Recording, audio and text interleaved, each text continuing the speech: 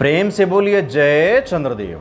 आदरणीय भक्तों, मैं आलोक तिवारी आपका अपने इस चैनल पर स्वागत करता हूं और आज के इस वीडियो के माध्यम से हम आपके सामने मोती रत्न के बारे में विस्तृत जानकारी लेकर के प्रस्तुत हुए हैं। आदरणीय दर्शकों, मोती रत्न चंद्रदेव अर्थात चंद्र ग्रह का प्रतिनिधि रत्न होता है। मोती प्रायः सफ़ेद रंग का पाया जाता है, लेकिन कुछ मोती हल्के गुलाबी एवं हल्के पीले रंग के भी पाए जाते हैं, लेकिन इनकी संख्या कम होती है। सफ़ेद रंग के मोती की संख्या बहुतायत में पाई जाती है और इसे ही लोग धारण भी करते हैं। यदि आपकी कुंडली में चंद्रदेव कमज़ोर स्थिति में है लेकिन शुभ स्थिति में है, शुभ स्थिति में हैं और कमज़ोर हैं, तो उनकी प्रबलता बढ़ानी पड़ेगी, तब तो शुभ परिणाम प्राप्त होगा। ऐसी स्थिति में आप चंद्रदेव का रत्न अर्थात मोती धारण करके चंद्रदेव की प्रबलता को बढ़ा सकते हैं। और जब आप चंद्रदेव की प्रबलता बढ़ाएंगे तो चंद्रदेव में ऊर्जा उत्पन्न हो जाएगी और जो लाभ नहीं दे पा रहे थे वह लाभ भी चंद्रदेव आपके जीवन पर दिखाने लगेंगे।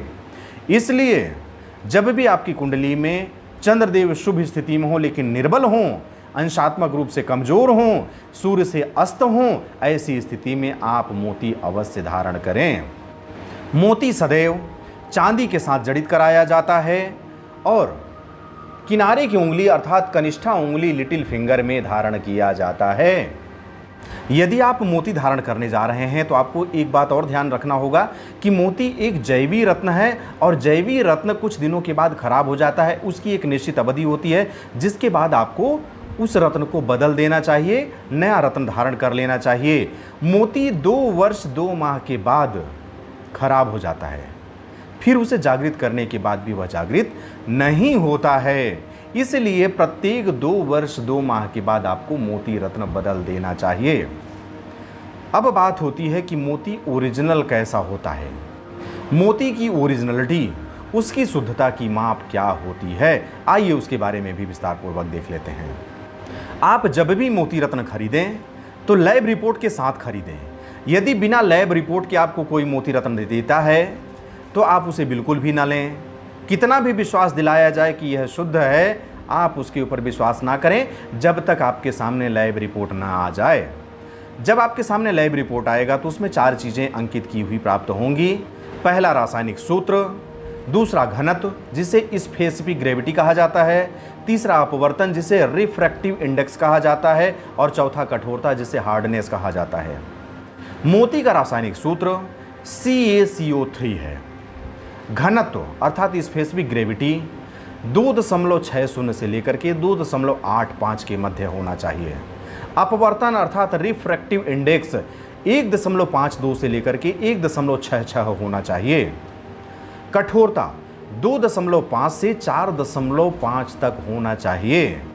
यदि ये 4 आंकड़े आपको निश्चित रूप से प्राप्त हो रहे हैं तभी मोती शुद्ध है, वरना वह शुद्ध मोती नहीं है। आइए अब मोती रत्न का दर्शन लाभ प्राप्त करते हैं।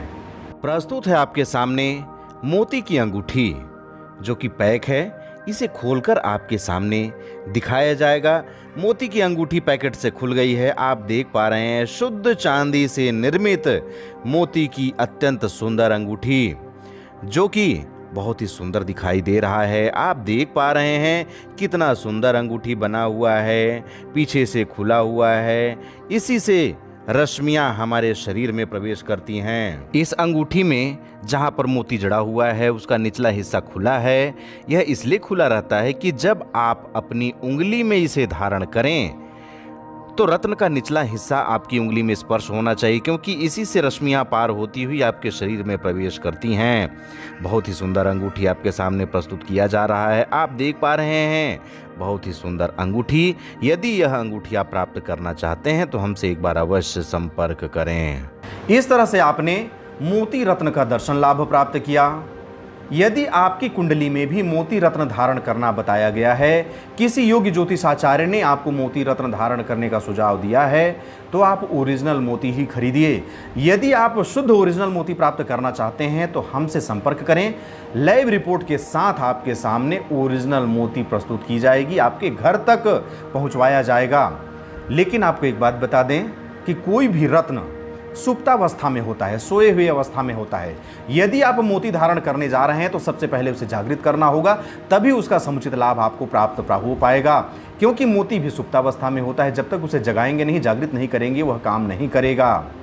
लेकिन जगाएं कैसे, जागृत कैसे करें, उसकी जानकारी वीडियो के माध्यम से हमारे चैनल पर उपलब्ध है। उसे देख करके आप मोती को जागृत करना सीख सकते हैं।